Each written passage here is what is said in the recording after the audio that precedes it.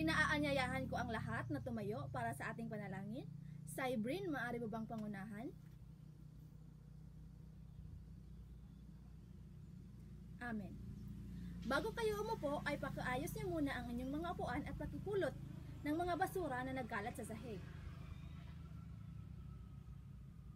Magandang umaga mga bata!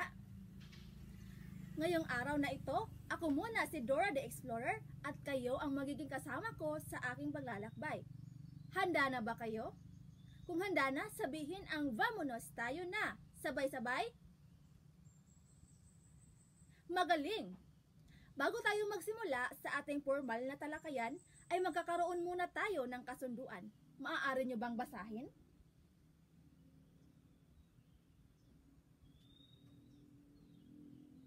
Naintindihan nyo ba ang ating kasunduan?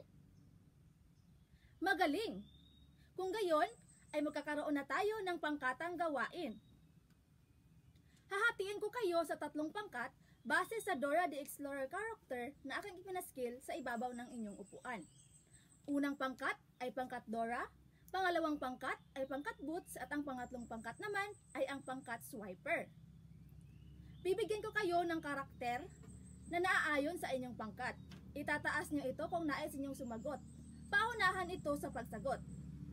Maliwanag ba? Magaling! Kung gayon, ay pakibasa nyo muna ang panoto.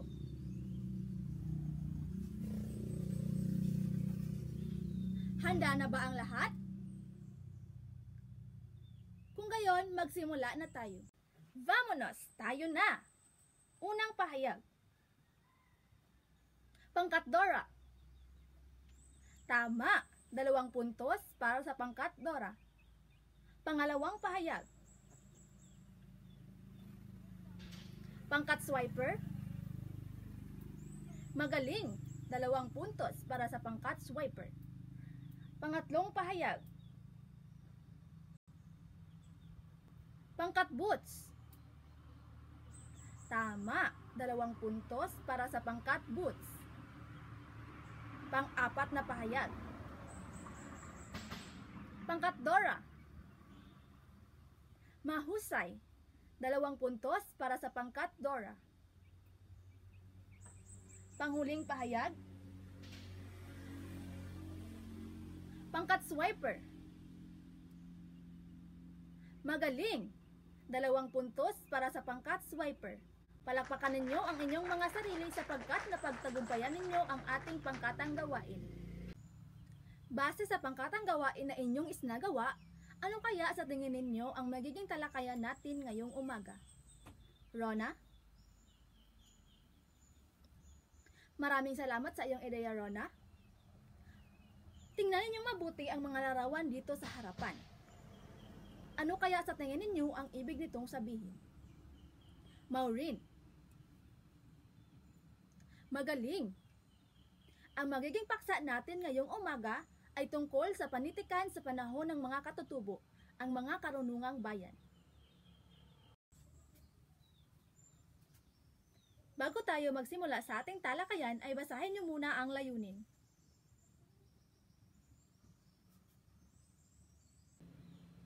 Tayong mga Pilipino ay likas na talaga sa atin ang pagsasabi ng po at opo at pagmamano sa mga nakakatanda sa atin.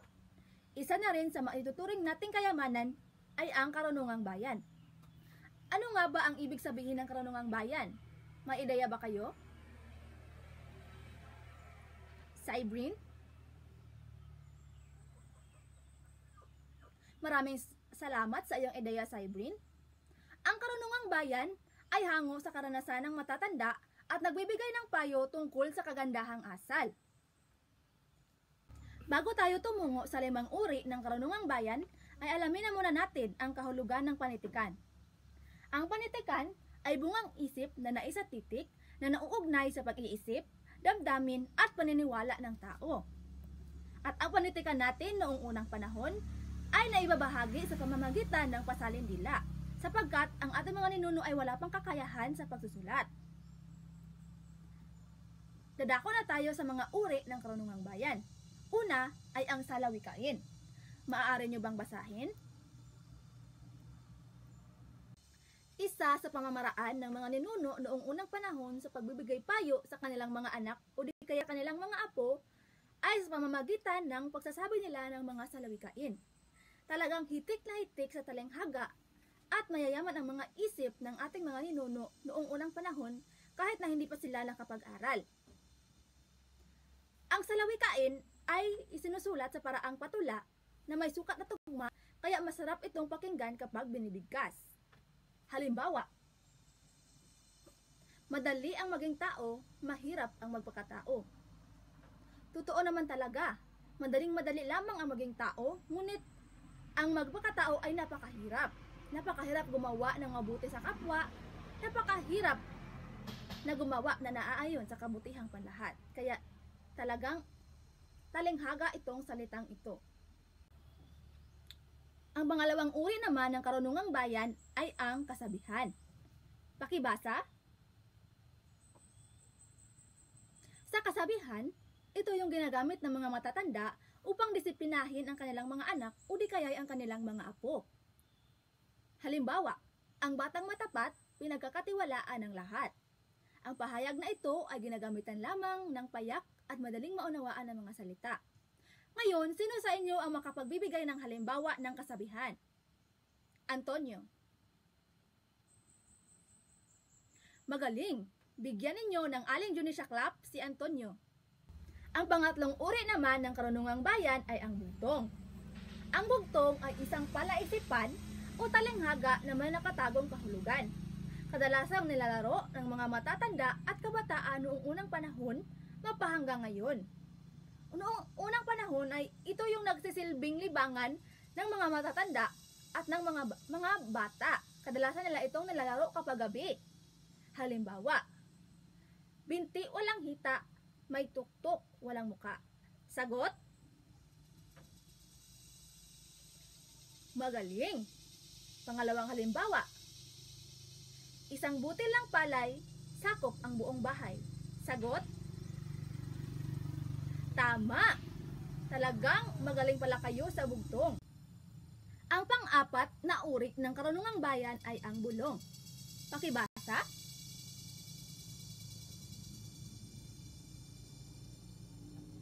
Ang bulong ay ginagamit para sa mga nilalang na hindi natin nakikita sa mga puok tulad ng kagubatan, sapa at puno ng balete.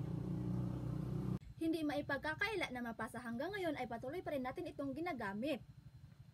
Halimbawa na lamang kapag dumadaan tayo sa may puno ng balete, agad-agad nating sasabihin ang tabi-tabi po, makikiraan po, o kung sa Bisaya pa ay kuryabuyag, tabi-tabi. Ito yung madalas nating sinasabi kapag pumupunta tayo sa mga lugar na pakiramdam natin ay mayroong nilalang na dito na hindi natin nakikita. Ang panghuling uri naman ng karunungang bayan ay ang sawikain. Ito ay tinatawag ring idioma. Ito ay ang mga salita, parirala o pahayag na nagtataglay ng talenghaga. Karaniwang hindi tiyak ang kahulugang ibinibigay nito sapagkat may tagong kahulugan ito patungkol sa iba't ibang bagay. Halimbawa, taingang kawali. Ano ang ibig sabihin ng taingang kawali? Magaling! Ano naman ang ibig sabihin ng di mahulugang karayom? Tama! Ano naman ang ibig sabihin ng di maliparang uwak? Ang ibig sabihin nito ay malawak na malawak. Naintindihan ba ninyo ang ating tatalakayan ngayong umaga? Kung naintindihan, sabihin ninyo ang Hola Dora! Sabay-sabay. Ngayon ay magkakaroon ulit tayo ng pangkatang gawain. Parehong pangkat pa rin. Bawat pangkat ay bibigyan ko ng sobre.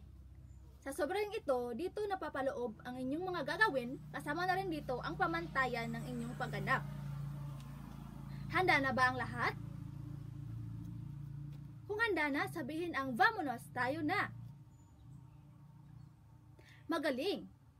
Bibigyan ko lamang kayo ng 10 minuto sa preparasyon at 3 minuto para sa inyong pagganap. Maliwanag ba? Mahusay! Kung gayon ay maaari na kayong magsimula.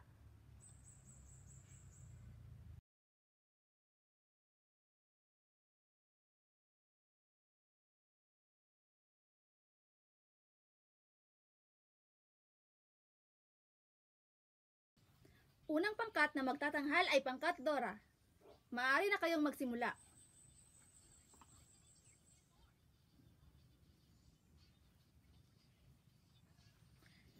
Bigyan ninyo ng barangay clap ang pangkat Dora. Ang pangalawang pangkat naman na magtatanghal ay ang pangkat Boots. Maraming salamat pangkat Boots. Bigyan ninyo ng Chris Aquino clap ang pangkat Boots. At ang panghuling magtatanghal ay ang pangkat Swiper. Maraming salamat pangkat Swiper. Bigyan ninyo ng Rofami clap ang pangkat Swiper. Napakagaling ng inyong mga presentasyon. Talagang ako'y namangha sapagkat mayroon pala kayong mga angking kagalingan. Ngayon ay iulat ko na ang inyong mga nakuhang puntos. Para sa pangkat Dora, ang inyong nalalaman, 3 puntos. Pangkalahatang dating sa mga nanonood, 2 puntos. Kahandaan, 3 puntos. Oras, 3 puntos. At ang kabuuan ay 11 puntos. Para sa pangkat Boots, sa nilalaman, 3 puntos. Pagkamalikhain, 2 puntos. Kaangkupan, 3 puntos. At ang kalinisan, 3 puntos. Sa kabuuan, 11 puntos. Para naman, sa pangkat Swiper, nilalaman 3 puntos. Presentasyon, 2 puntos. Kooperasyon, 3 puntos. At oras, 3 puntos. Sa kabuuan, 11 puntos. Palakpakan ninyo ang inyong mga sarili sapagkat matagumpay ninyong naisagawa ang mga gawain. Ngayon, sino sa inyo ang makaiisa-isa sa mga uri ng karunungang bayan? Rosemy. Magaling. Ano naman ang kahalagahan ng panitikan? Rona. Mahusay. Palakpakan ninyo ang inyong mga kaklase. Masaya ako sapagkat napagtagumpayan na natin ang ating talakayan ngayong umaga. Ngayon ay kumuha kayo ng isang kaapat na papel at sagutan ninyo ang ating pasulit. Pakibasa ng panoto. Maaari na kayong magsimula sa pagsagot.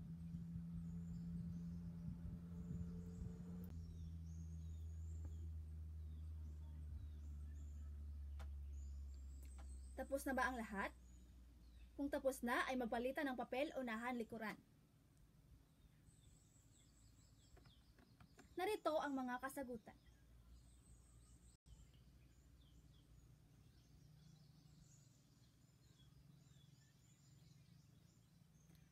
Para sa inyong takdang aralin, ay isulat ninyo ito sa inyong kwaderno. Tapos na tayo sa ating talakayan ngayong umaga. Maraming salamat mga bata sa inyong mga aktibong partisipasyon. Ako'y lubhang masaya sapagkat aktibo kayong nakikilahok sa bawat gawain na ating isinasagawa. Adios mga bata! Hanggang sa muli!